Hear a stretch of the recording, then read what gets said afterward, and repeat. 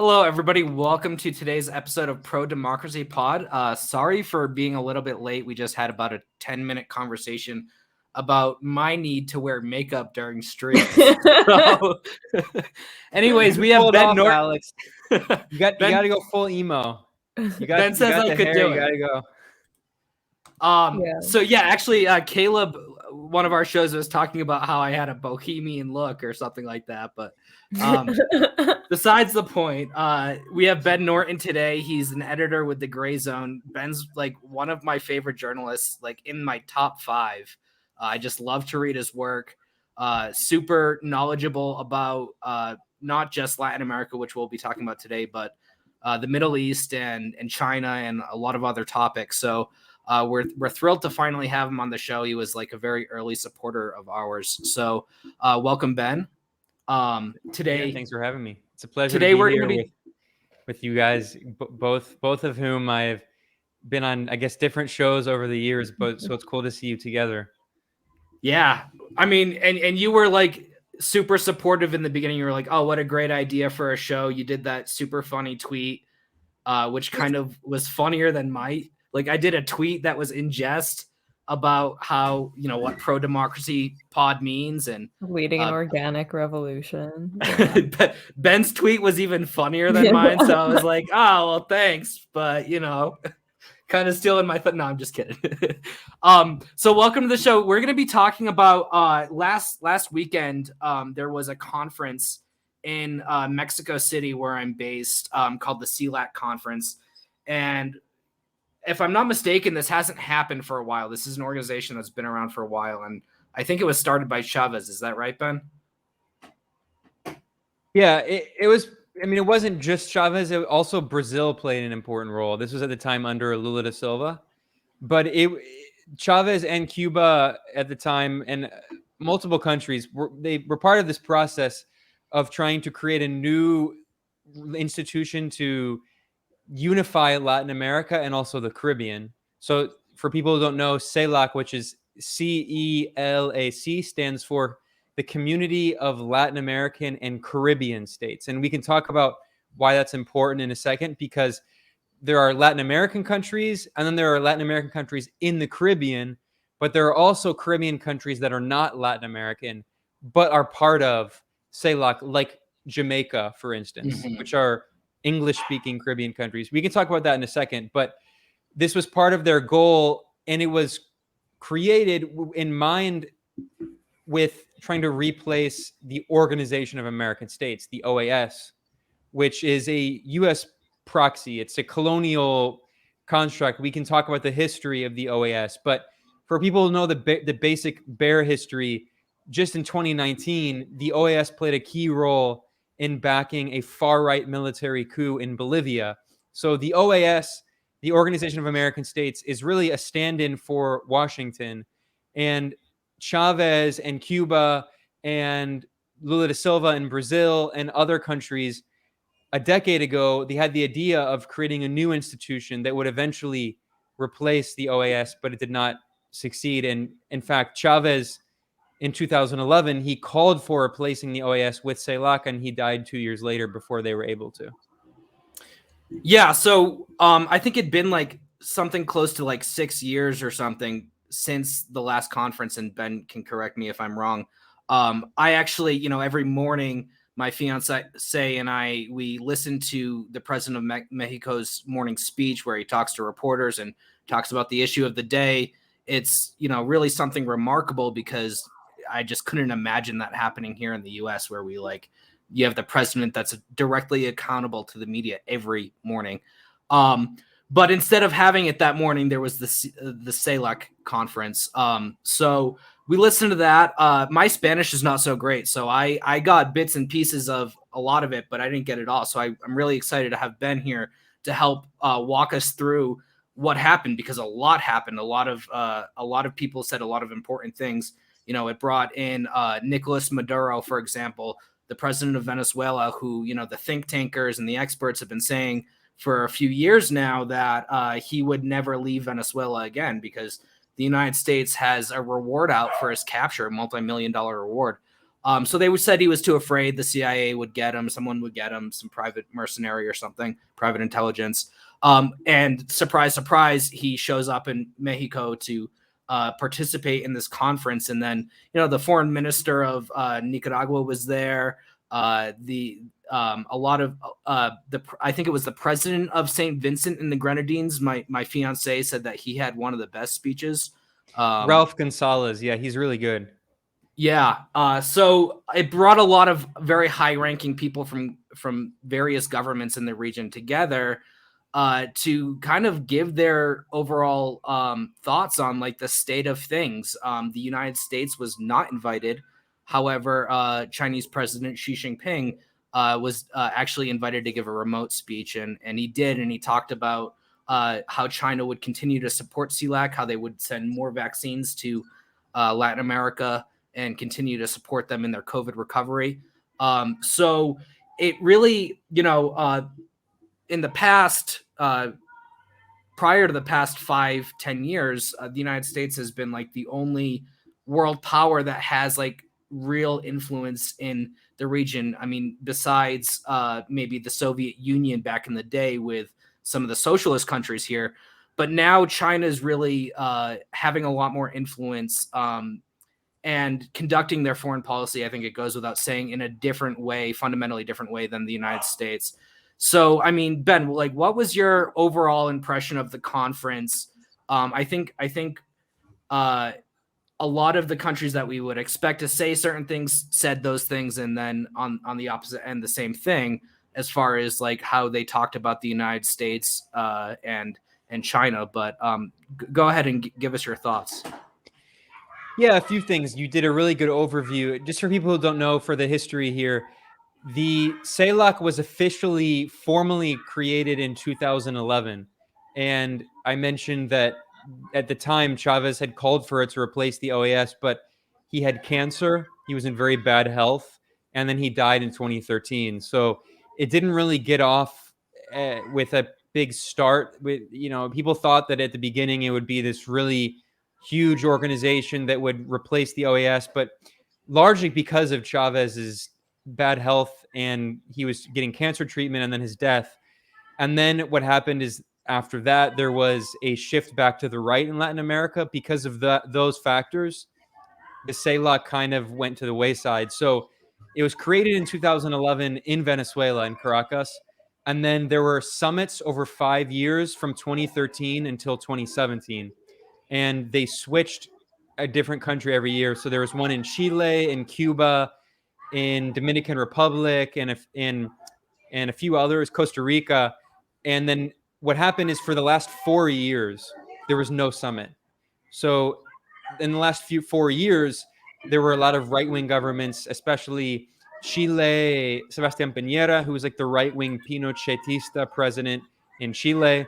And then Argentina had the right-wing neoliberal president, Mauricio Macri. And then in Ecuador, you had Lenín Moreno, did kind of like a coup, basically, like a right-wing coup. So you had a shift back to the right. And then the past few years, you've seen Latin America move back toward the left. But really, I think the most important factor is the coup in Bolivia. The coup in Bolivia is really why we've seen this attempt to revive CELAC, because it was really an eye-opening example of how the OAS is not in any way an organization that is independent. It does not support Latin American regional integration. In fact, the leader of the OAS, his name is Luis Almagro. He openly called, I like how the kid hates Luis Almagro as much as me. Like, shouting. Oh, can you guys hear the background in my? Yeah, I knew you were engaged. I didn't know you already had popped out so many kids. Yeah, there's like 30 of them outside right now. Let me mute myself and shut my window. Sorry about that. Go ahead, Ben. No worries.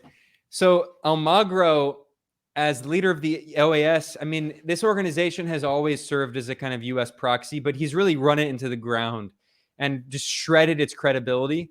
So not only did during the U.S. coup attempt in Venezuela, which began in February of 2019, not only did he recognize Juan Guaido as the fake president of Venezuela, not only did he support the criminal U.S. sanctions, which are illegal under international law because they're not approved by the UN Security Council, but also he called for the U.S. military to intervene in Venezuela, which is a blatant violation of the charter, the Carta, or the charter of the OAS. It's the founding document of the OAS.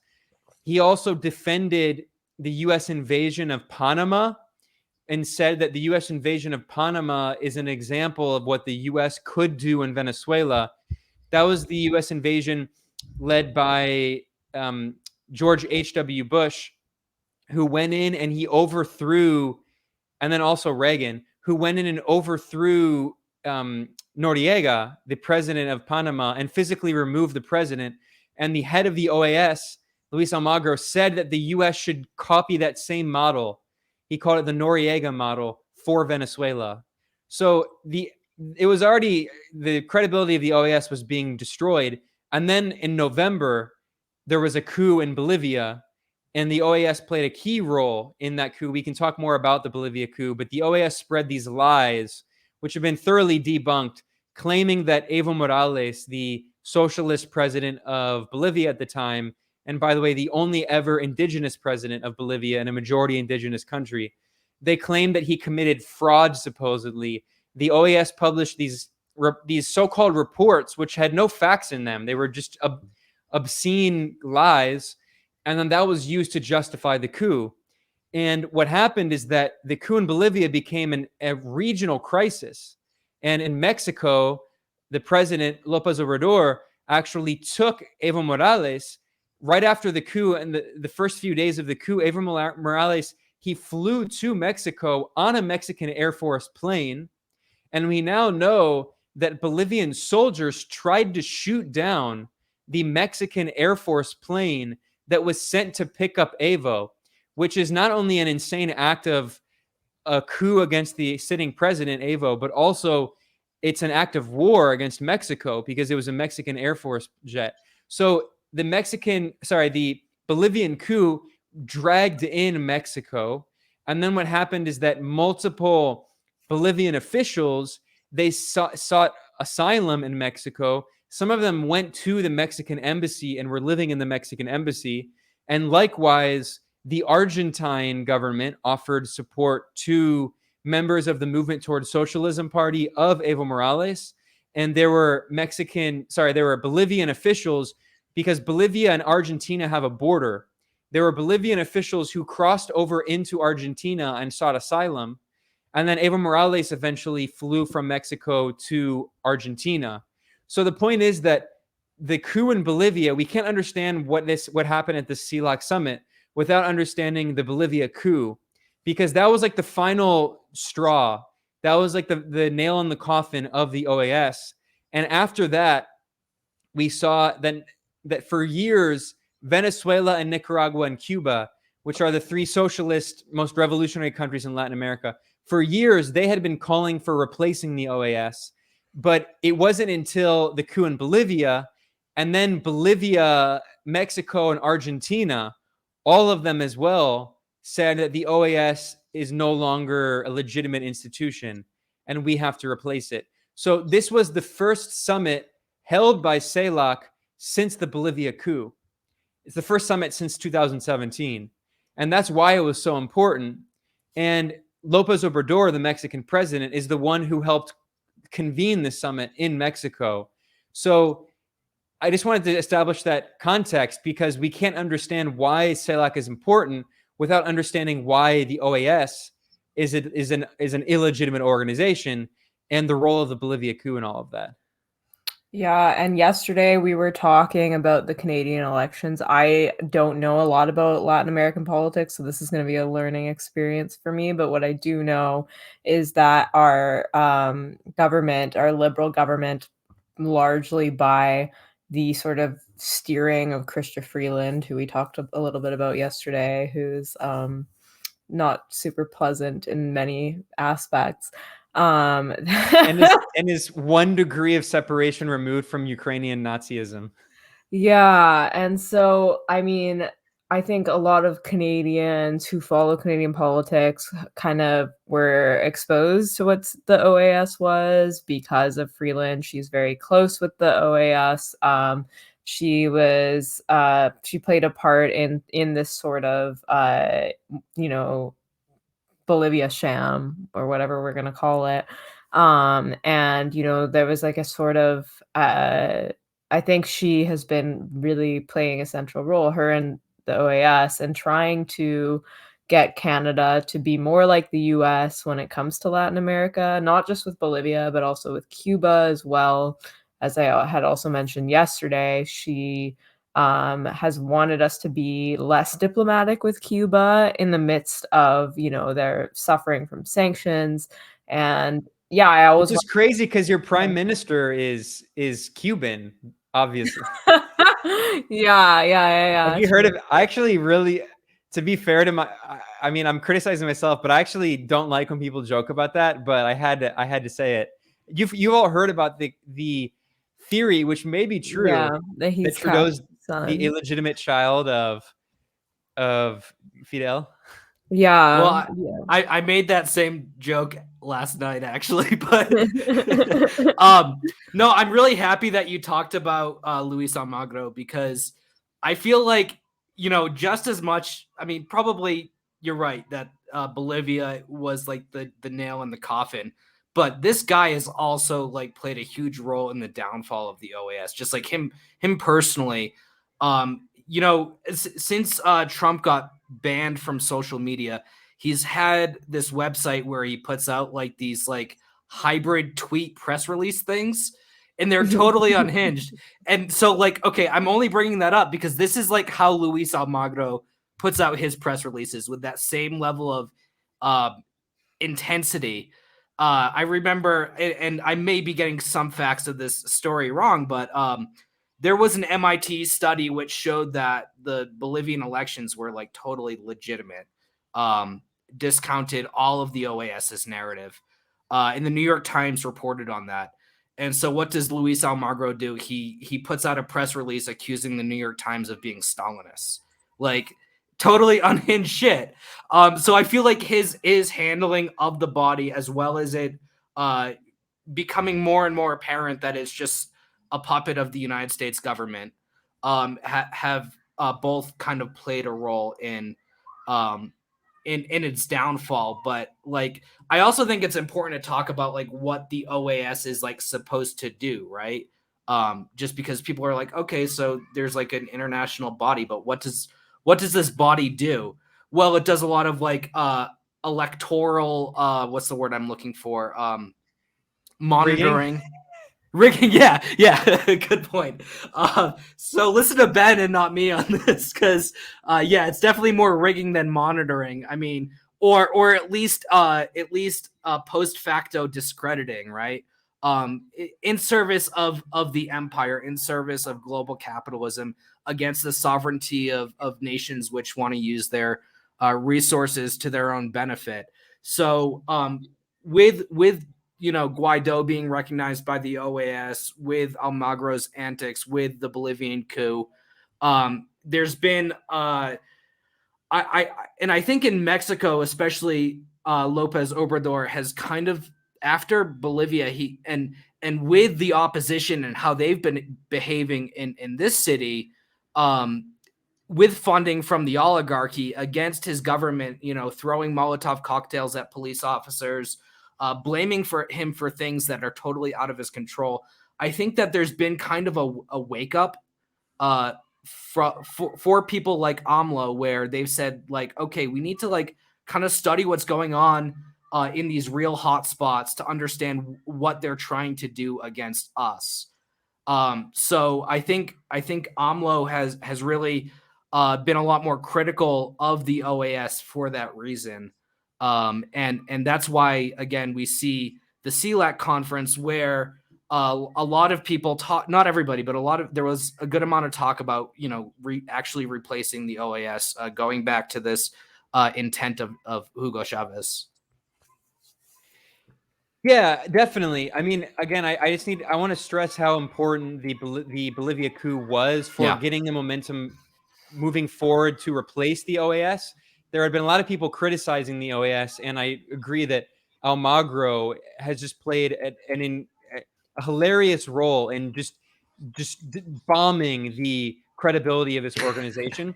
But I also think that we have to understand that AMLO is trying to revive a certain legacy in Mexican politics that existed throughout the first Cold War that we haven't seen in the past several decades since the PRI became neoliberal. That's the Institutional Revolutionary Party, which is a hilarious name. That was the party that dominated Mexican politics for decades. The PRI, the PRI. And what AMLO is doing is he's trying to bring back the legacy of what's called Cardenismo, which is like the political movement of Lázaro Cárdenas, who was a progressive left-wing Mexican nationalist leader. And Mexico had a history of what was called the Estrada Doctrine. And the Estrada Doctrine is non-intervention. And this goes back to the 1930s.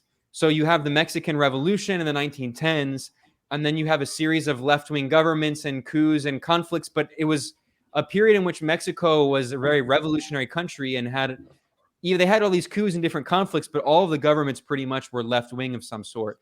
In fact, there was this war, which is I invite people to check out. Mexican history is so interesting. There was this war where like the Catholic Church supported like these Christian ISIS fighters against the Mexican government because the Mexican government had a revolutionary socialist atheist government that was allied with the Soviet Union. So the Catholic Church was literally waging a war against the Mexican government. And it became this horrible conflict that's called the Cristero War, in which hundreds of thousands of people were killed. It was like the war in Syria before the war in Syria. So anyway, the point is that AMLO represents like this return to that role that Mexico had played before. And let's not forget that like Fidel and Che, before they led the Cuban Revolution, which was called the July 26 movement, they were in Mexico City. And Mexico City was like a hub for a lot of revolutionaries in Latin America who were exiled from their countries. They went to Mexico City. And the agreement of the pre-government, basically the unspoken agreement, was that all of these socialist and leftist exiles, not only from Latin America, but from Spain, a lot of like the people from the Second Spanish Republic who fled after they were defeated by the Franco dictatorship, the fascist dictatorship, many of them, like Luis Buñuel, the famous leftist filmmaker, they went to Mexico City. And the agreement was that they could organize and be part of diaspora politics as long as they didn't meddle in Mexican politics. That was the kind of unspoken agreement. So AMLO is reviving that. And I'm not in any way trying to downplay how important AMLO is as a figure in Mexican politics, but I'm saying that he actually represents a tendency within Mexican politics that is largely forgotten now, because since the 1980s, Mexico, like a lot of countries, just became neoliberal. And then especially in the 90s, in 1994, with the signing of NAFTA, Mexico just kind of like subordinated so much of its policy to the United States. But AMLO has talked about the idea of Cardenas, of Cardenismo, and trying to bring back this like Mexican nationalist movement that had existed before. So I think that what he's doing is very admirable. And that kind of explains where AMLO's coming from. And he's not a socialist. He's not a revolutionary. He's very much like a Republican with a small r. So there's downsides and good sides about that. But I mean, he definitely deserves credit for helping to revive CELAC, because this also gets us to another conflict that's been emerging in Latin America, is the conflict between within the left, between the revolutionary forces and the kind of moderate social democratic forces. So on one side, you have what the U.S. government called the so-called troika of tyranny, which is Venezuela, Cuba, and Nicaragua, the three socialist governments. And then you have the more moderate social democratic governments, which would be AMLO's Mexico and Alberto Fernandez's government in Argentina. And then you have Bolivia, which is like straddles the line between the two of those. And then you have the different regional organizations. So what's happening is that CELAC is the it's the biggest organization, and every country in Latin America and the Caribbean is a member of CELAC except Brazil. So the far-right regime of Jair Bolsonaro withdrew from CELAC as part of Bolsonaro's attempt to sabotage all of the regional organizations. Brazil also withdrew from UNASUR, which is another organization of regional unity, and in other Bolsonaro has been trying to destroy everything in Latin America and his own country. He's been trying to kill his own people, basically. So, but is there going to be like an SOS campaign for him? Yeah, seriously, SOS Brazil. But I know this might be confusing to people because there's a lot of acronyms here. But so the point I'm saying is that CELAC is like it's like the African Union of Latin America. Yeah. Every country, excluding Brazil now, every country is a member. But then you also have smaller regional organizations. You had UNASUR, which was like a more politically oriented leftist movement that was based in Ecuador. And that was called the Union of South American Nations. And Mexico is not part of that because it's South American nations. And also because when it was created, it was before AMLO was president. It was when Enrique Peña Nieto was president, who was like a neoliberal. So anyway, you had that also. And then you had the ALBA. To say the least. Yeah. And then you had the ALBA. The ALBA stands for the Bolivarian Alliance for the Peoples, which is an attempt to create an economic bloc in Latin America. And that was created by Venezuela and Cuba and Nicaragua. And also Bolivia is a member of the ALBA. And Cuba, Venezuela, Nicaragua. Ecuador used to be a member of the ALBA, but the Lenin Moreno regime withdrew from the ALBA. And there are some Caribbean nations that are members of the ALBA. So anyway, the point I'm saying is that I know that might confuse people who don't follow Latin American politics, but the point I'm making is that during the wave of progressive governments in Latin America, which is called the Pink Tide, during that wave with Hugo Chavez in Venezuela, Rafael Correa in Ecuador, Lula da Silva and Dilma Rousseff in Brazil, and Manuel Zelaya in Honduras, Daniel Ortega here in Mexico. Throughout Latin America, most of the governments had progressive, even socialist governments. So what happened is that they created a series of organizations that were meant to try to integrate Latin America politically and economically. And the organization that was the broadest, the widest organization was CELAC. It was the least explicitly political. It's completely apolitical, in fact. It's like the African Union. It's not a political organization. It's a regional organization. So now what we're seeing is that the countries in the region have decided that CELAC is going into the future. It is the most neutral organization that we can use to integrate all the countries in Latin America to basically replace the OAS, but expel the US and Canada. Because the Organization of American States, it's all of the Americas, and technically Mexico is part of North America with the United States and Canada. So the OAS includes all of Latin America plus the US and Canada. So CELAC is basically the OAS, but without the US and Canada. And that's why they're using it. So in terms of the ALBA and UNASUR and Mercosur, those organizations are more political and economic and have different, I can talk about their different roles, but that might be too complex for people. But CELAC is trying to replace the OAS. And it looks like at this point, the only thing that's missing is withdrawing from the OAS. Venezuela has withdrawn from the OAS already. And Nicaragua is very likely going to withdraw from the OAS in the upcoming months because they're probably going to try to expel Nicaragua. So it'll probably withdraw instead. The kids are cheering for it. Sorry? The kids are cheering for people withdrawing from the OAS. You can still hear the kids, huh? They're like, yay.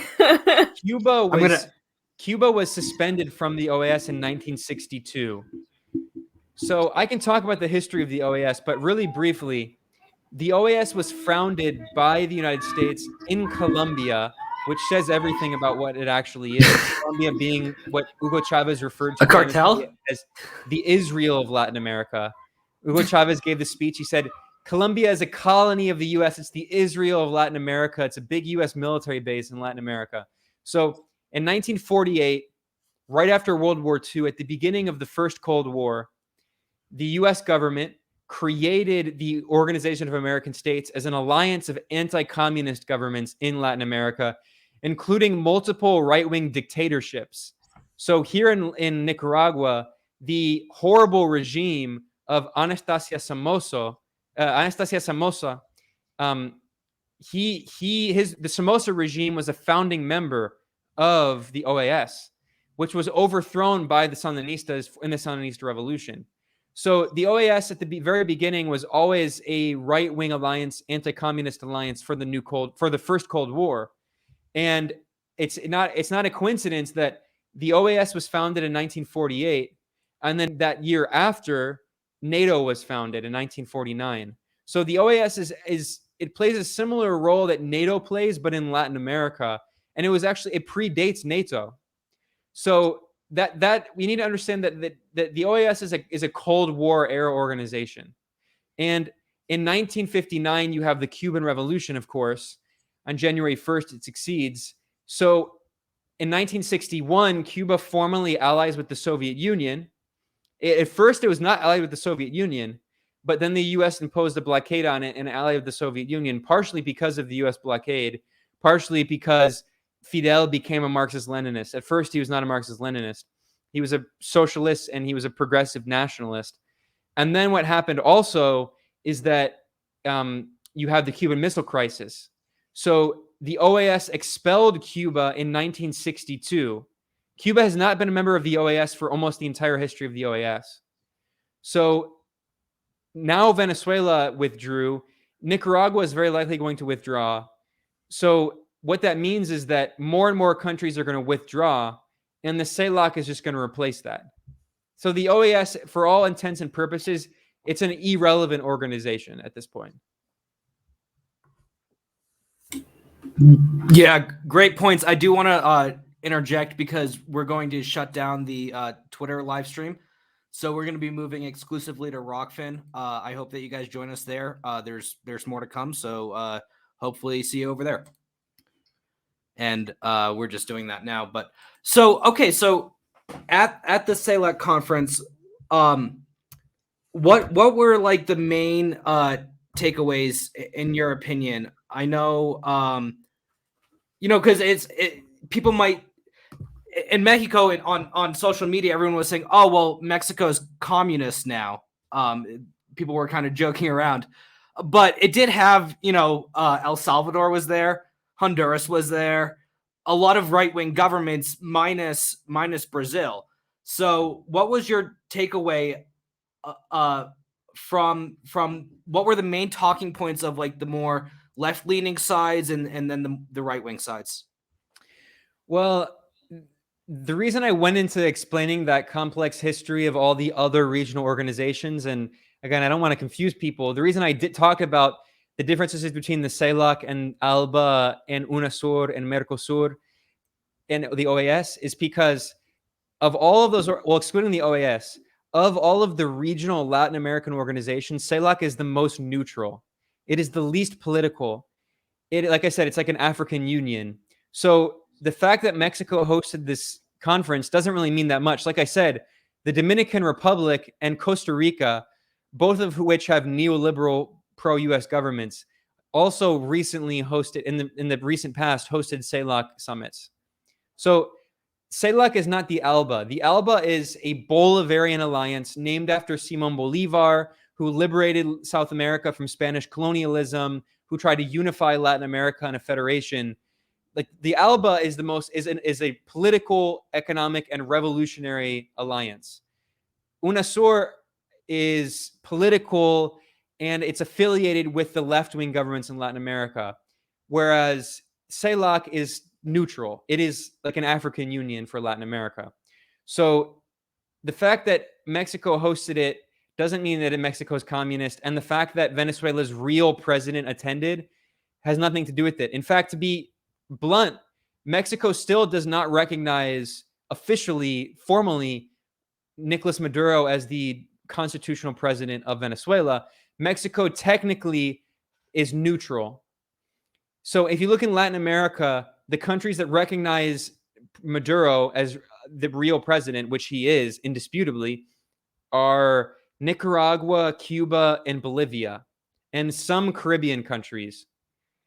And Mexico is neutral. Argentina is neutral. And then all the other countries recognize Juan Guaido, which is hilarious, of course. So the fact that he attended does not even mean that Mexico recognizes him. All it means is that Venezuela is a member of CELAC and he attended. So the Cuban president, Miguel Diaz-Canel, also attended, and Mexico does recognize the Cuban government. And Mexico welcomed the arrival of Diaz-Canel. Like you said, Maduro's visit was actually a surprise. And I think the reason he kept it a surprise is because he didn't want people to be able to plan an assassination attempt of him in Mexico. But also, the other thing is that the U.S. government, the mafia that runs the U.S. government, they have a hit on the head of President Maduro for $15 million, saying that anyone who can turn over the Venezuelan president to the U.S., they can get a $15 million reward. So I think Maduro, another reason that he did not announce it is because he was afraid that some people might try to extradite him. Like if he's flying through the airspace, I think I don't know exactly how he flew from Venezuela. He might have just flown directly to Mexico because he flew and he's a presidential jet. But let's not forget that when Evo Morales was flying, his presidential jet was grounded when the U.S. was looking for Edward Snowden, which is a complete violation of international law. So, and there's also been multiple assassination attempts against Maduro, so he has every right to be paranoid. But anyway, the fact that he showed up doesn't mean that AMLO invited him. It means that he, as the representative of Venezuela, had the right to be there. But the fact that he was there was really important for a few reasons. One, it's a de facto admission that Juan Guaido doesn't control anything, that he's a total joke. Two, it's important because Venezuela has played an important role in these regional organizations. And it was Hugo Chavez a decade ago who called for replacing the OAS with the CELAC, which now AMLO has reiterated. And AMLO did this really good press conference on the birth anniversary of Simon Bolivar. I guess that's a birth anniversary. The birthday of Simon Bolivar. AMLO gave this really good speech calling for replacing the OAS with CELAC, which Hugo Chavez had done 10 years before. And then the other reason that that's happening is because, as you know, Alex, there's the right wing in Mexico is really vicious and insane. And we've seen that like the right wing of the PAN party, the National Action Party, has become like fascist. They've become so far right under AMLO. They're all losing their minds. They're basically Esqualitos now. Yeah, I mean, they've always been right wing. They're called fifis. Yeah. The version of Esqualido right. is That's right. fifi. In Mexico, they call them fifis. But under AMLO, they've all lost their minds. And they recently invited the Francoist party, Vox, from Spain to Mexico. And they signed this thing called the Madrid Agreement, which is insane, which talks about the Iberosphere.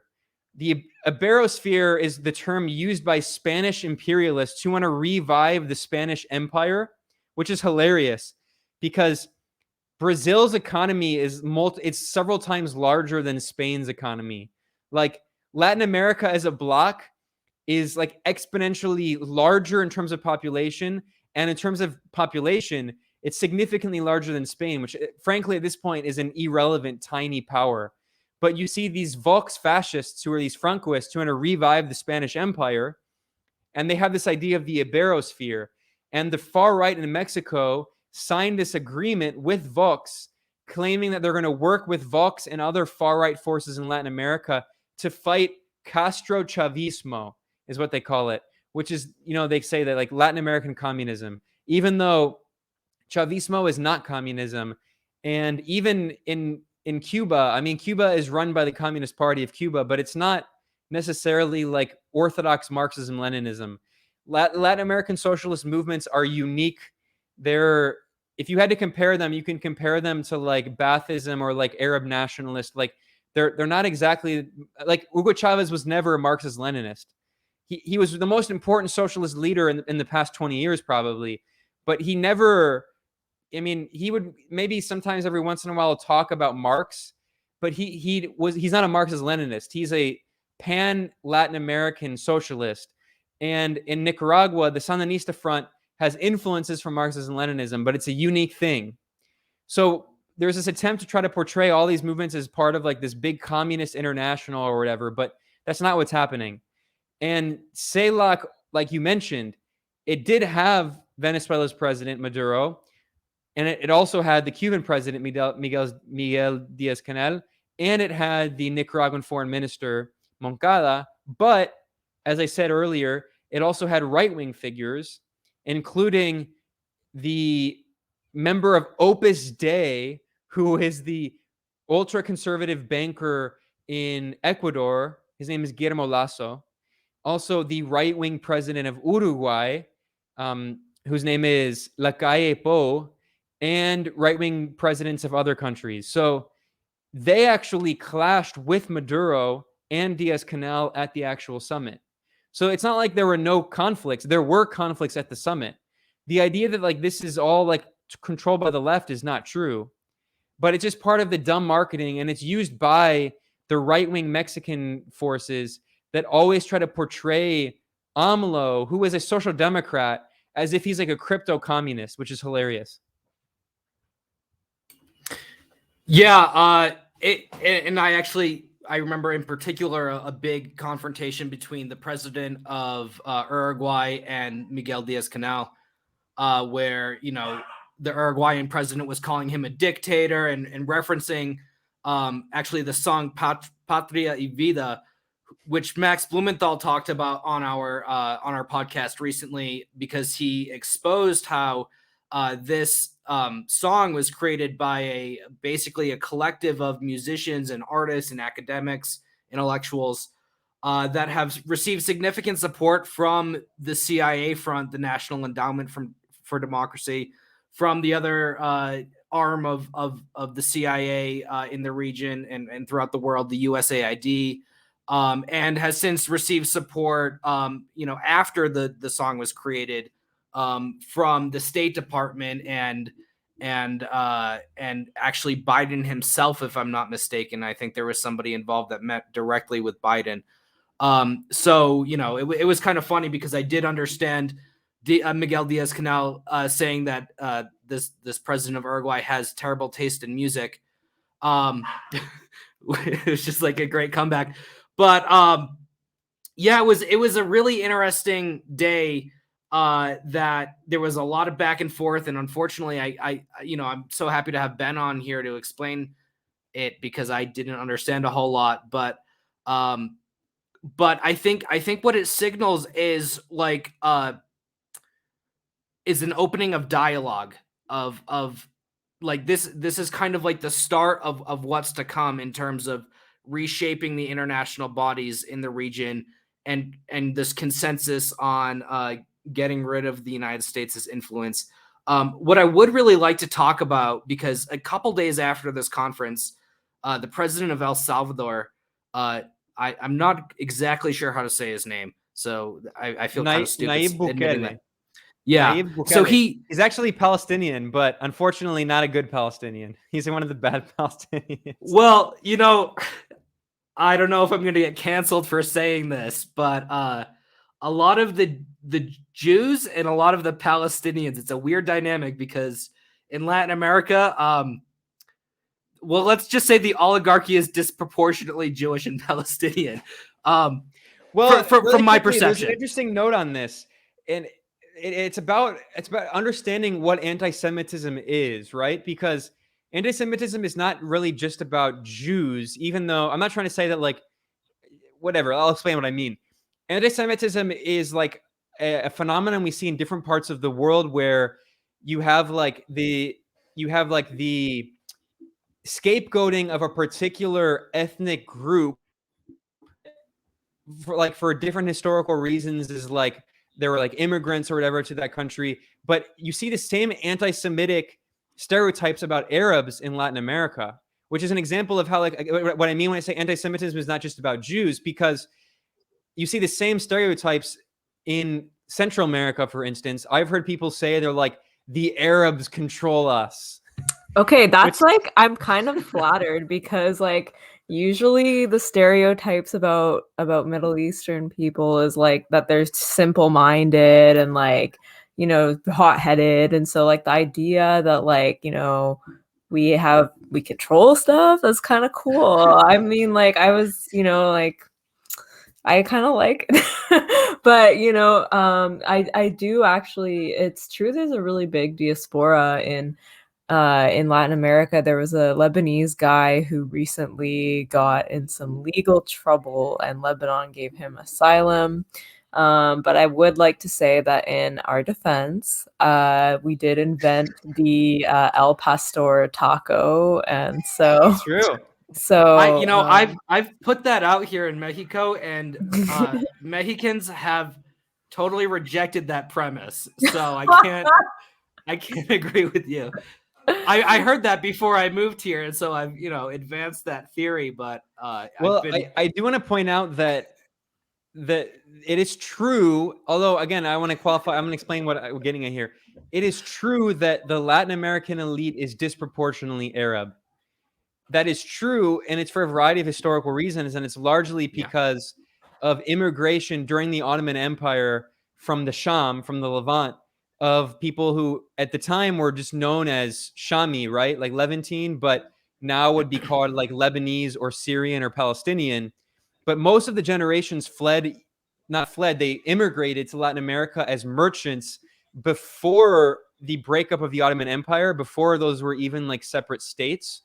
So, like, calling some of them Palestinian or Lebanese or Syrian is kind of misleading to an extent, but it's true that pretty much every country in Central America in specific has had an Arab leader, an Arab head of state, including not just Central America, also.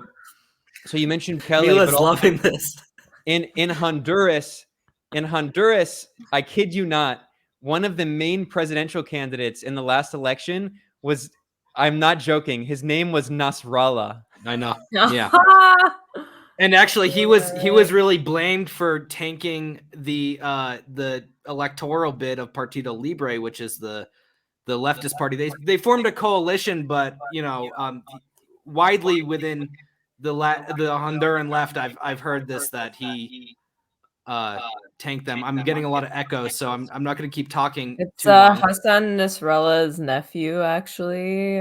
This is him. If I'm showing, we'll put you up. Hold on. I'm gonna can you let me share? This is him. Salvador Nasrallah is his name. So he's Palestinian, and there have been in Central America. There have been other heads of state. Also, the coup leader who took power before Bolsonaro in Brazil, Michel Temer, is also Lebanese.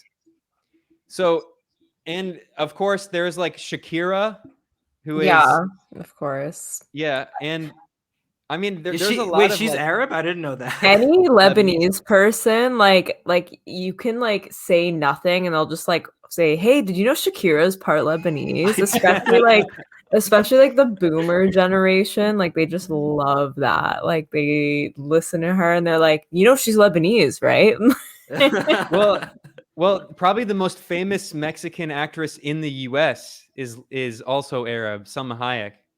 So anyway, the point is that the same stereotypes about Jews and anti-Semitism you see in Latin America against Arabs, and it's like, of course, they're still wrong. Like, I'm not in any way like justifying the stereotypes, because there are a lot of working class Arabs in Latin America. The majority of Arabs in Latin America are working class, just as the majority of Jews are working class. But it's interesting that like there is this scapegoating of Arabs in Latin America sometimes, which is kind of reminiscent of anti-Semitism. So in Central America, like in Honduras one time, I've heard people, they're like, the Arabs control all the banks, which made me laugh so hard, because I was like, the same stereotypes of Jews controlling the banks they have against Arabs in Latin America. It's so weird. Like I said, it's more flattering than the American stereotypes of Arabs. You know, like it at least attributes some intelligence and you know, some dominance. But that is really funny. Well, I actually I didn't mean, know we just like think that every Arab is DJ Khaled, you know. Well, I But gotta say, God. one thing that I'm always grateful to Arabs for is everywhere you go in Latin America, you can always find great food. You can always find shawarma, hummus, and falafel in every Latin American country. I'm glad. I'm glad I that have we're not had that experience. Oh, I mean, Mexico has. You're in Mexico City. You can find food from anywhere in the world. But I got to say, in Central America, which tend to be there aren't very many immigrants in Central America, so there's very limited food in terms of international food. But in Central America, you can still always find Arab food. The best restaurant in Managua, Nicaragua, is the Palestinian restaurant. Yeah. Really? Yeah. So I brought up Bukele because you know Bukele, because a few days after this conference, he changed his Twitter bio to read "the dictator of El Salvador." But he's in his profile picture. It's like, you know, he's very online. He's a very online president. And it's him looking at his phone, his profile picture. So I think that he kind of differs from the traditional conservative trend in the region in a lot of ways, but I think in many ways it's even worse. Even though he's talked a little bit towards moving towards China, he's very into crypto. So I know Ben has looked a lot into this, tweets a lot about this kind of stuff. So give us your thoughts. Well, first of all, I'll preface by saying that I'm very much against Nayib Bukele. I think his project is doomed to fail. I think that he's probably going to end up like a Noriega, who was a former U.S. ally who's overthrown by the U.S. What he's doing to the Salvadorian left is horrible. He's repressing the Salvadorian left. All that said, I don't think he's a conservative. It's not fair to call him a conservative. He represents a kind of new politics, which is like, it's kind of similar to like when I think of people who wear like Guy Fawkes masks. You know what I mean? Like if I see someone with like Guy Fawkes mask, I'm like, well, they're probably like some kind of like weird libertarian who's extremely online, and they're like the people who are really, they think that like elections should be done on the internet, and that like everyone should be like that, like voting should be done on the internet for like policies and stuff. And it reminds me kind of like of the pirate parties in Europe, you know, like the pirate parties. That's kind of what Nayib Bukele is. Like you said, he's extremely online. He was elected still in his 30s, and he is really into technology. He's one of the good things he's doing is trying to expand access to electricity and internet around the country, which is a big problem in Central America, lack of electricity access. But he's also a neoliberal. He's a neoliberal technocrat, like a lot of those Guy Fawkes guys. He believes in the free market and all of that nonsense. And he's going to make poverty and inequality even worse, especially now with this insane policy of making Bitcoin one of the official currencies of the country, which means that because it's an official currency, everyone in the country has to accept Bitcoin. Now, I want to remind people that Central America is one of the poorest regions of the world, and El Salvador is one of the poorest countries in the world. So a majority of people in El Salvador work in the informal sector. That means that they run like a small shop. They have like a little business, like an actual small business. Like they make food in their kitchen and they sell food on the street. Like they have baskets of food on the street, or like they're a carpenter, or like they're a farmer. Like a majority of people in El Salvador work in the informal sector. They do not receive paychecks. They don't work for a company. If they don't work, they don't eat. And now Bukele is saying that everyone, if you like run like a little pupuseria, like pupusas are big food in El Salvador. They're kind of like a quesadilla, but they're a little different. So if you run like they're a awesome. pupuseria, huh? Yeah, they're awesome. Pupusas. Yeah, they're good. I love them. I mean, if you like a cheese overload, but so if you run like a pupuseria in the middle of nowhere in El Salvador, according to the government, you now have to accept Bitcoin. So what's happening is that the government, the reason they're doing this is they're trying to attract all of these like capitalist tech bros to move to El Salvador so they don't have to pay taxes and they can have their companies based in El Salvador, all their tech companies, which is what the US has been doing to Puerto Rico because there's no income tax in Puerto Rico. So the US has been trying to encourage all of these big tech bros to move to Puerto Rico so they don't have to pay taxes and they can do like their big tech company or whatever and help exploit Puerto Rico while working class people have massive power outages because the US forced the privatization of the electrical company in Puerto Rico. So anyway, Nayib Bukele is like a kind of like a neoliberal technocrat. He believes strongly in technology and the internet and all that, but he's not a conservative. He's not talking about like traditional values and any of that. He's very much a liberal in the sense of neoliberalism. He very much represents like this kind of technocratic liberalism, and it's going to be a disaster. His economy is going to grow, of course, but it's going to lead to massive inequality. It's going to grow because there's going to be foreign investment from all these big tech companies that come to the country, but they don't really invest in the country. All they do is it's all about like increasing GDP and making the country bigger, but that doesn't mean that the country is actually the economy is a real economy that is a productive economy. So his plan is all based on foreign direct investment and bringing in all these companies, these tech companies, and we'll see how it goes. But he's like a neoliberal technocratic authoritarian who's like Guy Fawkes at its peak conclusion. And what happened is that at first when Bukele came in, he tried to do this thing where he said, I'm neither right wing nor left wing, which is always what the neoliberals say, right? And he made this new party, which is called New Ideas, which is a dumb name, New Ideas. He sounds like Andrew Yang. Yeah, he's so similar to Andrew Yang, right? And what happened is that the political system in El Salvador was dominated since the end of the Civil War, in which the U.S. government supported the military dictatorship, and this guy known as Blowtorch Bob, who Roberto Abuson, who oversaw like massive torture on an industrial scale. He was trained by the CIA, and the CIA called him Blowtorch Bob because his favorite tactic for torture was blowtorching people.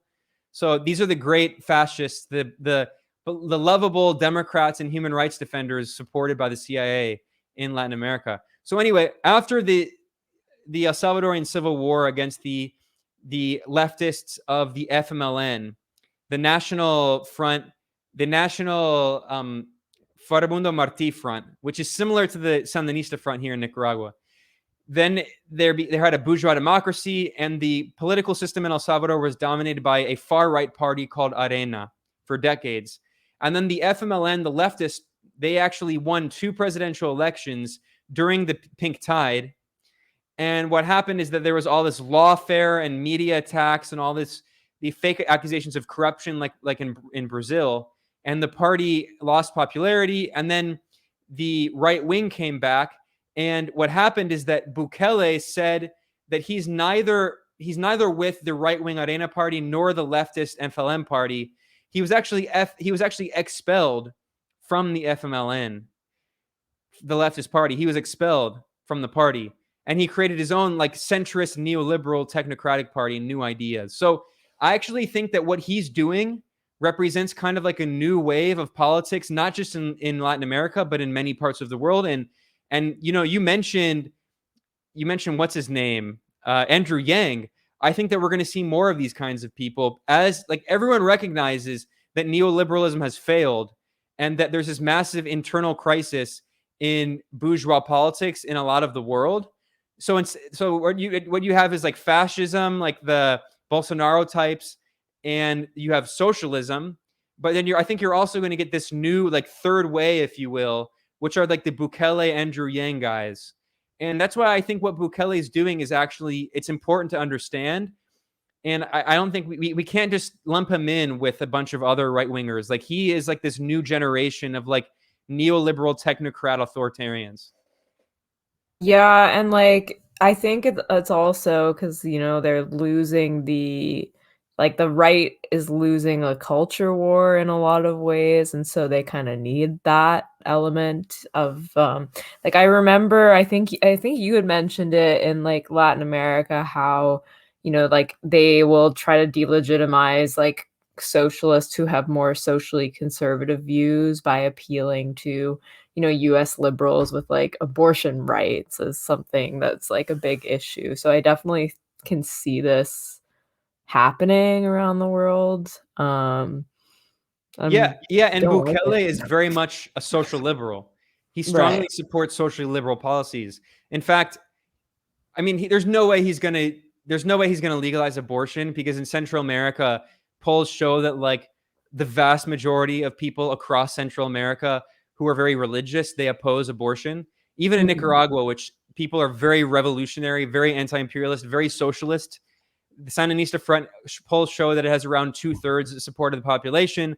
A lot of people call themselves socialists, but they're never going to support for decades they're not going to support abortion. It's a very complex issue, but Bukele actually has been like tapping into a lot of like cultural social liberalism, and I think that you're right that like that's going to be the way that like I mean there's two things happening to the right wing right now.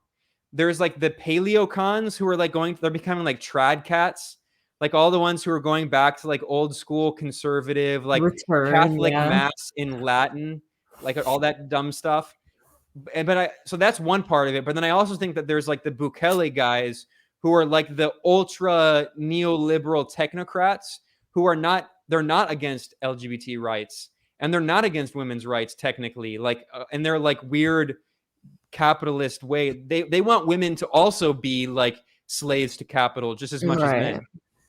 Yeah, I mean, this has been the logical sort of like this is why feminism, for instance, takes the form that it's taking right now. It's literally just riding along with this wave, right? So it's like, okay, now it's like women's empowerment is to just be like a male capitalist. But it's interesting to observe that in Latin America because I think that in Canada and the US, for instance, like you don't really there is definitely I don't know how to say this. Like you don't really meet a lot of leftists or like socialists here who are socially conservative.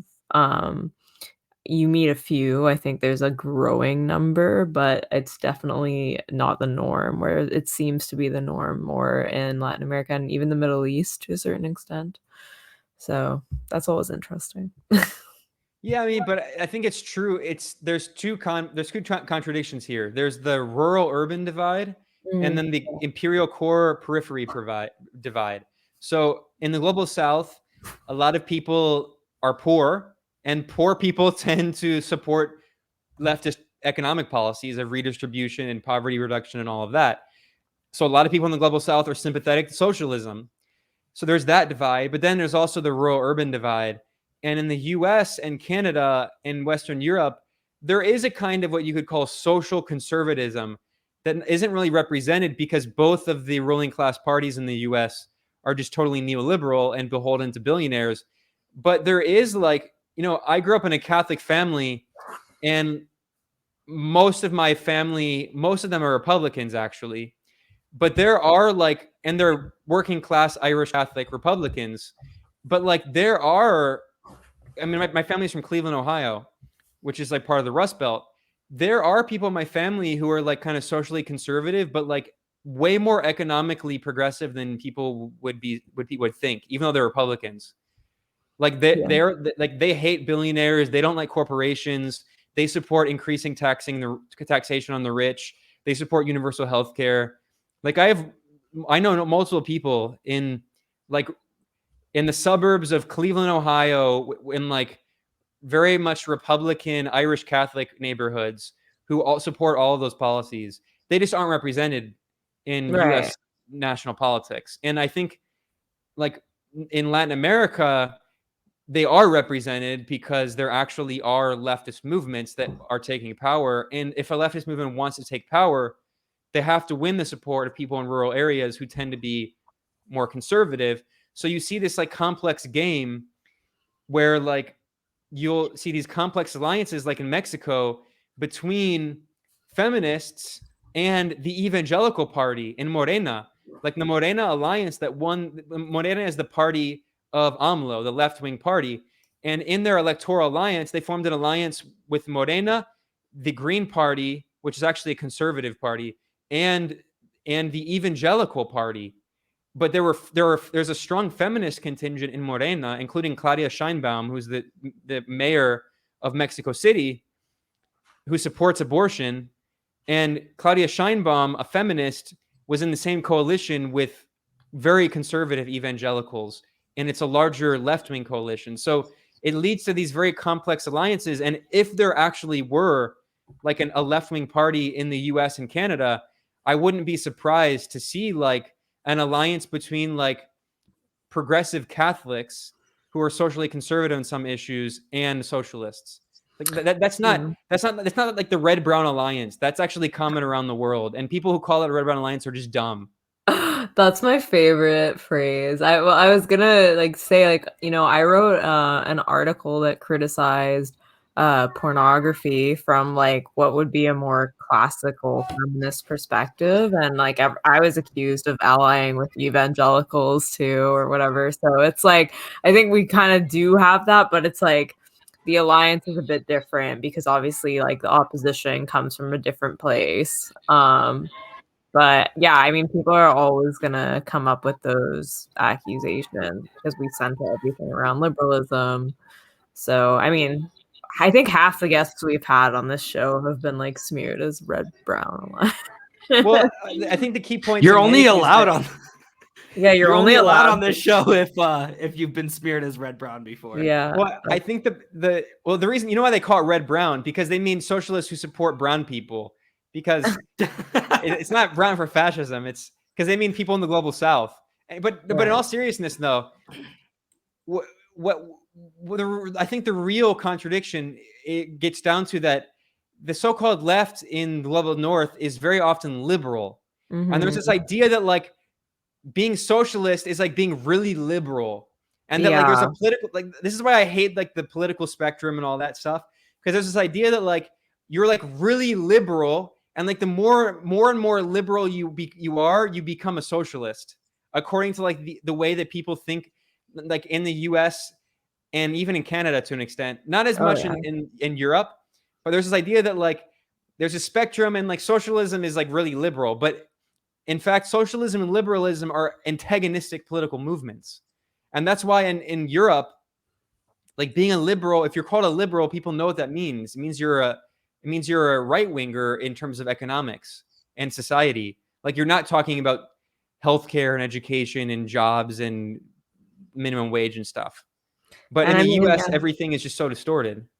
No, I mean, our liberal party is basically that, like our ruling party. It's just that like they get distorted because of the sort of culture wars that are happening. So, you know, Trudeau will say something like, it's not a recession, it's a she session. And then like everyone claps and whatever. And everyone's like, that must mean he's like a socialist, communist, whatever. Just like whenever he uses any of his like, you know, platitudes. The best thing, my favorite like insane over like extremely woke Trudeau thing moments was when there was a woman who asked him a question at an event, and she didn't use the term mankind. Oh, she used yeah. the term humankind.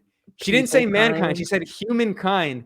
And he corrected her and he said people kind. Yeah. It's like what the hell is, no one says people kind. It's like she already said humankind, dude. No, I know. That's like, and then people take that as evidence that he's like, you know, like literally Stalin or something. Like it's pretty whack. We have, and like we talked about yesterday, you know, like about our elections. Like it's just everything is such a joke. And like it's all just kind of a knockoff of like what happens in the US, but like 10 years later, like Trudeau kind of like is like a knockoff Obama, and like, You have like Bernier who's trying to be like Trump, but like just can't do it. And it's really without their charisma. yeah, with no charisma, and he's like Quebecois and like The thing is, if you watch Trump's speeches, you realize that the reason that people liked him so much, I think one of the main reasons, is that he basically just did stand up in his speeches. Like, yeah. he's a total moron. He's a total idiot. I'm opposed to Trump in every single way. If you watch his speeches, he barely talks about politics. He just like riffs and makes jokes and makes fun of Mhm. people. And like, there's all these people trying to do what Trump did, but without that charisma, without the ability to just riff and make jokes. And it just comes out like the most like cartoonishly ogreish reptilian people on the planet. It's really bad. And especially, no Yeah. offense, but when Canadians try it, it's even worse. Oh, it's bad. I know. It's really embarrassing. There was like Bernier had like this poster, this like mass billboard, and it was like say no to mass immigration, and like someone vandalized it so that like took off some letters. So then it said say no to ass man. And like just stuff like he just like tries these kinds of like things and like always gets thwarted. Somebody in his riding registered under the same name, Maxime Bernier, like so that like people would accidentally vote for him instead. Like it's just it's almost like it's a very we're like a more pathetic US in a lot of ways. You know who really hit the nail on the head though was Norm Macdonald, Mhm. recently passed, who was from Canada. Yeah, And champ. he talked about meeting Trump a few times, but he was trying to explain why he doesn't make Trump jokes. This is a couple of years ago. He was being interviewed, and he says like, look, I mean, the guy's already doing self-parody like quite intentionally, and Yeah. I can Yeah. see that. So if you try to parody self-parody, you look like an idiot. That's why Alec Baldwin sucks on SNL. Yeah. I mean, and Norman, I like that guy. He was funny. Yeah, He he told a was lot really of jokes that I don't agree with, but he was really funny. Well, yeah. this gets down to like this dumb concept of populism, which I hate that term so much. But what it often comes down to is, if you're a politician with charisma, if you're not like, if you weren't created in a lab at the IMF and you aren't like part of the Illuminati, then you're a populist. So you get like all these fake populists who support neoliberalism and all the same, and NATO and all the same policies, but they're funny or interesting and they're called a populist. But I think if you look at someone like AMLO, he's an actual populist. And you mentioned the mañaneras, the morning press conferences that he does, and they're hilarious. AMLO's so funny, and like he's like a left wing version of Trump, and people not in like a not, and people might take that out of context and say that I'm saying that he's like xenophobic, or no, like he's not xenophobic like Trump, in the sense that like Trump, all his political positions were awful and still are awful. The thing about Trump is that he's uniquely funny. In U.S. politics, no, everyone has the look at Mitch McConnell. He's a turtle man. Like he has the personality of cardboard. It's like paint drying. Whereas like Trump is very genuinely entertaining. That's why people liked watching his speeches. And AMLO's like that too. AMLO is hilarious. And that's why that's one of the reasons that people like to watch his morning press conferences, because they know that he's going to call a media outlet fake news or a paskin, which means a rag. He keeps calling media outlets rags. I love it. And like, that he's going to share, like sometimes he shares memes of himself. Like he's like, people are sharing memes of me. Like it's great. Like he's a Yeah. populist in the sense that he actually is in touch with average working class people. But we're used to having these gargoyles in the US. And like, so AOC does like a tweet and people think that she's like the second coming of like, I don't know, like of who's like a, I don't know. We don't have anything in the US like that. They think that she's like some great JFK. populist because she posted a tweet, but it's like, it's just the bar is so low, it's embarrassing. Yeah. The other day during one of the morning press briefings, there was this journalist who was asking something about money to the Navy or something. And I don't know what the question was exactly, but AMLO just like starts off. He's like, first of all, I have no respect for your outlet. Second of all, Second of all, we lent your outlet, your newspaper's owner, a bunch of money like 10 years ago. Where is it? We still haven't seen it. Hey, maybe you can go ask them, like, where's our money? That's the people's money. So absolutely super funny, super populist. My mother was visiting recently, and I was trying to explain that he's like the left-wing AMLO, and she's like, oh, how horrible. I'm like, no, it's actually pretty cool. Yeah, I'm sorry. Exactly. Yeah, that's what I meant. Yeah, I mean, like, even some of the stuff, like, Trump said wasn't, like, wrong about, like, the media and, What about the like media? A lot of it was right. and, like, the term, "the failing New York Times" is, like, fully in my vocabulary now, like, it's good, like, he's not wrong, and, like, if anything, like, his popularity is a testament to the fact that everybody knows this about the media. Like, everybody knows that it's full of, BS. So I mean, could you imagine another US politician getting away with tweeting happy 9/11 to all the haters and losers? Like one of the greatest tweets in history. Yeah, that was a good one. Yeah. So good. Yeah, see, we don't have, I mean, to be fair, Trudeau recently did tell a media reporter off, and I was like, But again, it was not with a lot of conviction, and it wasn't that impressive, so. I do have to say, though, you all get a special treat with Trudeau that a new blackface photo every election. You get a new blackface photo every week, and if I can share my screen here, you get every month. It seems like he's exploring a new world culture's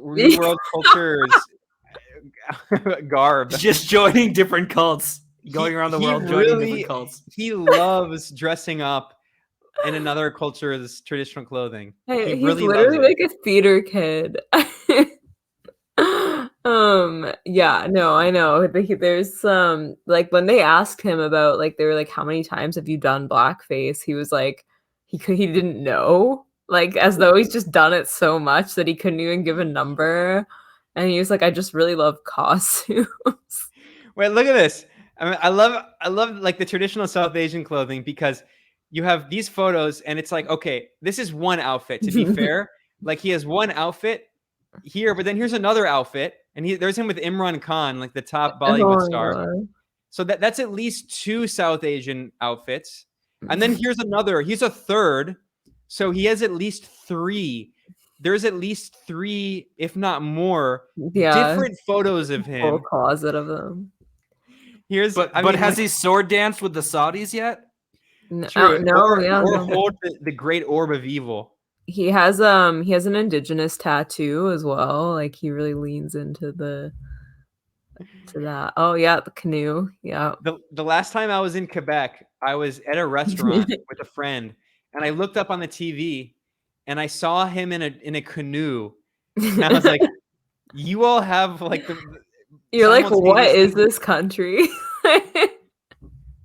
You all have like, he's like what Hollywood thinks of when they think of a populist, right? Hollywood's like, we need a populist. As an example of a populist, he goes in a canoe, he plays baseball, he doesn't actually do anything that helps people. In fact, he makes their lives worse. But like, this is what they think of as a populist. Yeah, no, for sure. I really am shocked that he managed to stay in for so long. Like, this is the third election he's won. I like Don't I you said, guys have term limits? No. Really? Yeah, no. Like, we've had people who have been PM for like a long time. So we'll call him like God Emperor Trudeau or something. Yeah. I have a friend that calls him Saint Trudeau. But yeah, no, they can stay in for a long. His dad was in power for a really long time too. So, I mean, I want to point out, by the way, that the difference between right-wing so-called populists and left-wing populists. Here's another example. We were talking about the surf bro, like the frat bro who runs Uruguay. So his name is Luis Lacalle Pou, and he's a surf bro. And if you look at him, he totally looks like a frat bro. Like, this is what he would look like now. Like, this is him in the middle. Like, this is his family. I guess this is his son. He's a total like these are his sons, and he's seen as like because he does stupid stuff like this and he surfs. He's seen as like a populist, but he's actually a complete total neoliberal who's totally just a puppet of the bankers in Uruguay. And he like all he does is like cut taxes on the rich and do all of these horrible policies against people. But he's called a populist because he sometimes he takes photos. He did like, the ice bucket challenge. no, I mean exactly. And like he like planks. He planks and he surfs. Oh, So he's a Trudeau does the populist. plank stuff. Trudeau had this thing where he has like a trick where he falls down the stairs. I don't know if you've seen that video, but he makes it look like he's like been pushed down the stairs or something. And it's really goofy. It's a lot. And like, these are the kinds of things they put out. It's very strange. And Uruguay with the bankers, can I confirm that they're Arabs and that they're running? I have to share this video because I had never seen this of Trudeau falling down the stairs. This is so hilarious. It's the same with I don't know who this guy is, but this is so funny. I just saw that's fake, right? Yeah, like it's it's like a prank that he does to like make people freak out. Like that, like make them think they like pushed him down the stairs. That's so weird. Oh, it's the same guy. That's so weird. It is pretty funny. Someone should. I mean, I'm sure there's gifs of that. Yeah, no, there is, and like I don't know. He's a huge joke, and keeps getting elected. I said yesterday, I think that like it's actually Freeland in charge, and he's just like like the pretty boy, or as Andre says, a worn down himbo. Yeah, we have to cut that clip for Twitter. That was hilarious. Yeah, that was great. Yeah. I agree. I think he's just. Well, you mentioned something to get back to Latin America. You mentioned Christia, not a Nazi Freeland. Right. Yeah. She's not a Nazi. She's only the granddaughter of a Nazi who edited a Nazi newspaper using a printing press that was seized from Jews. But she's not a Nazi. But anyway, well, I mean, I think it's important just to say that she was saying for a very long time that she was proud of his legacy. It wasn't just that her grandfather was a Nazi. She was, really promoting him and her roots as something that she was proud of. And it's been proven that she had the knowledge that they were Nazi collaborators. They were participating in the killing of Jews. So, I mean, it's more than just her lineage that matters. Yeah, I mean, if it was just a lineage thing, like fine, whatever. You're not defined by like your family, but it's more than that. When you're defending when you're actively supporting Ukrainian neo-Nazis today, I don't know, like. But anyway, no, yeah, it's like then it's obvious that you're not like denouncing it or anything. So that's a totally different story. I also want to point out that she used to be a so-called journalist at Reuters, which says a lot about the kind of people that Reuters hires. But anyway, you mentioned something earlier that was important, and that's her foreign policy. I mean, I agree with you that Trudeau doesn't know anything about foreign policy. All he does is like he likes to play dress up, and then she does the actual diplomacy. But she, along with the Trump administration, she played a major role in the coup attempt in Venezuela. And with this thing called the Lima Group. The Lima Group is a total joke. And it was called the Lima Group because the U.S. wanted to pretend under the Trump administration, Trump's branding obviously was so bad. So they wanted to try to distance Trump and the genocidaires who were in his administration, like Elliot Abrams and those war criminals. So they created this thing called the Lima Group, which included a bunch of countries in Latin America and Canada, but not the U.S.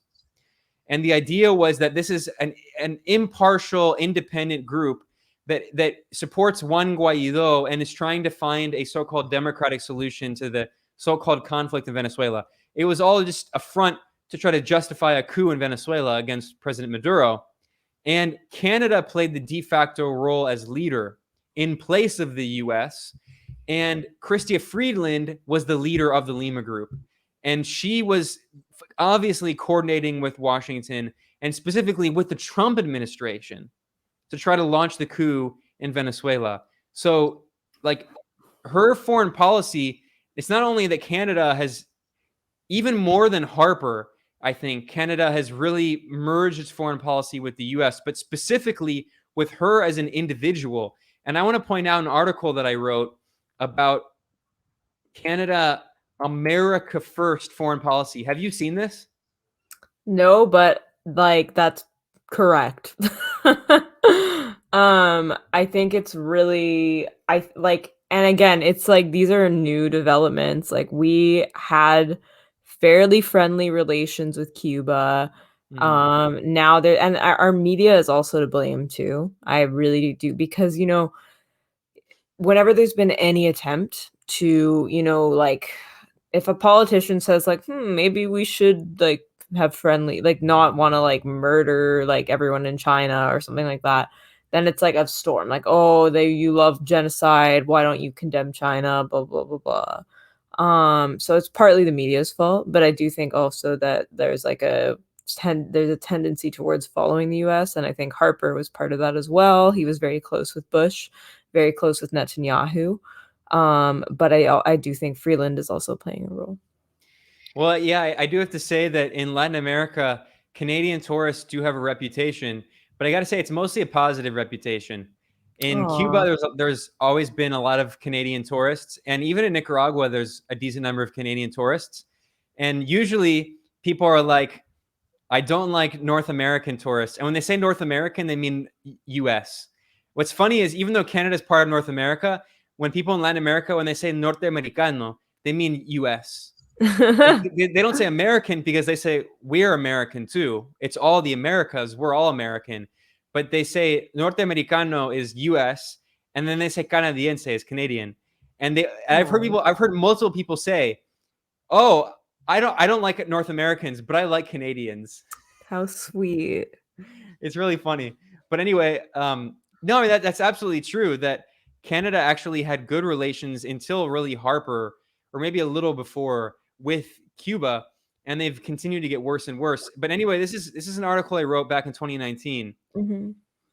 And it's about how the U.S. Embassy in Ottawa boasted in 2017 in a memo. This was an internal State Department memo that was published by WikiLeaks. So we know this thanks to political prisoner Julian Assange.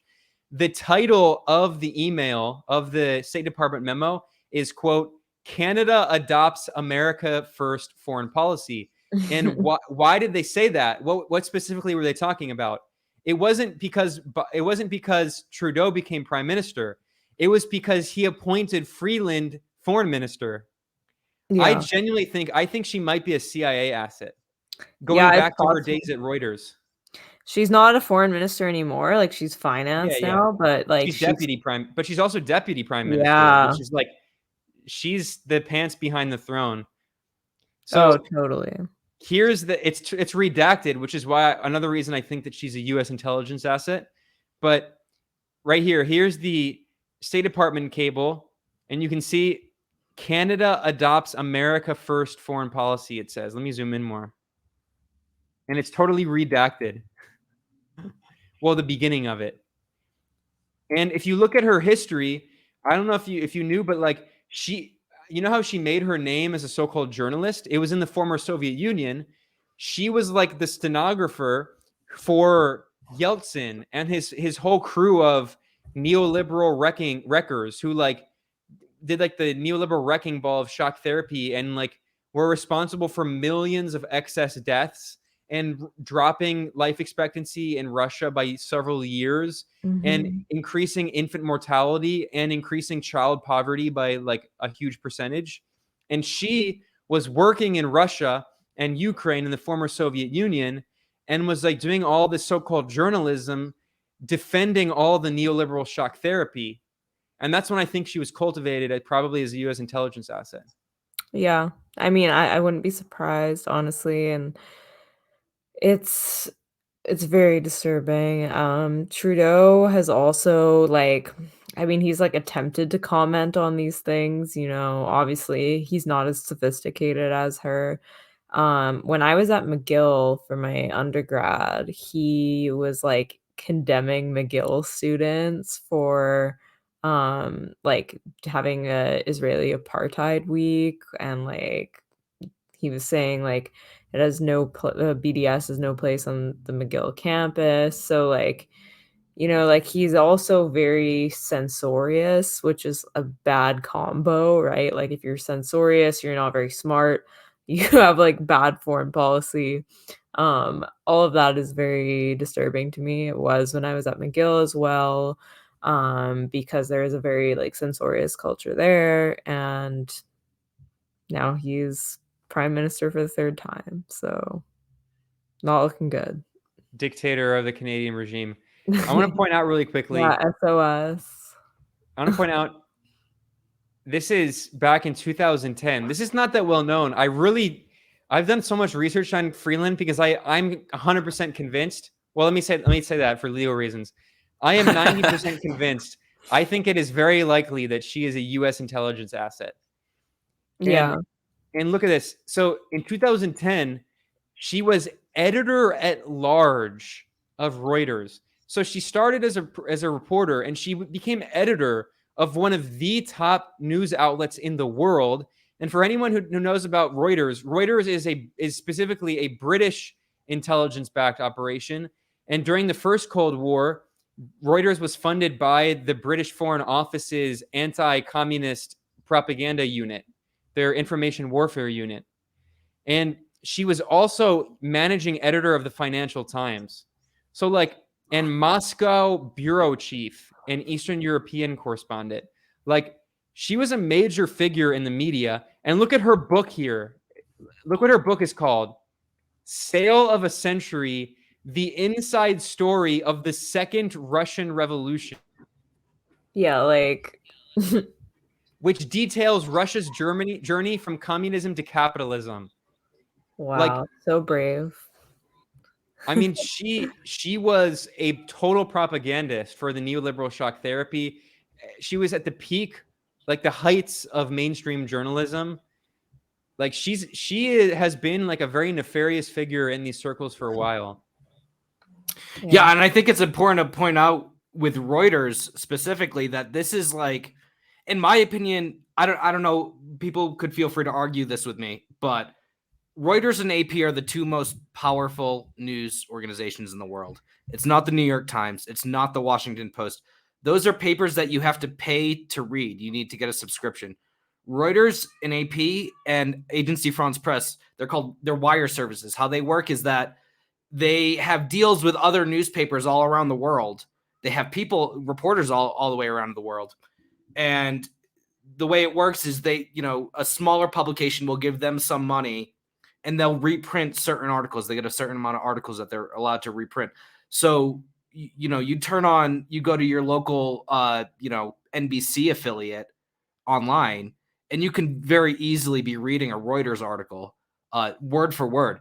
So I think their influence can't be understated, and they are the prime targets for infiltration by intelligence agencies. Whereas I think with the Post, with the Times, it's more likely that the CIA will cultivate a reporter there rather than actually just have a guy in there, an asset rather than an agent. You know what I mean? Yeah, and the New York Times and Washington Post even republish AP and Reuters all the time. Yeah. So it's Yeah, I don't know much about the journalism world, but I did recently. You're better off. Yeah, I mean, but I know it from like the legal perspective, and I just like have read some. AP is very litigious, so that's all I'm gonna say. Well, guys, we're over an hour and a half now. I think we might call it quits at this point, but thank you for joining us. Thanks to Ben for joining us. I mean, I think as soon as we started our podcast, we knew, we got to have Ben Norton at some point. So we're happy to have that opportunity to do that tonight, and appreciate him actually, molding a schedule to fit our needs a bit. So once again, thank you. Thank you for watching the show. Thank you for commenting, donating. Thanks to Rockfin, et cetera, et cetera. And we will see you guys next week.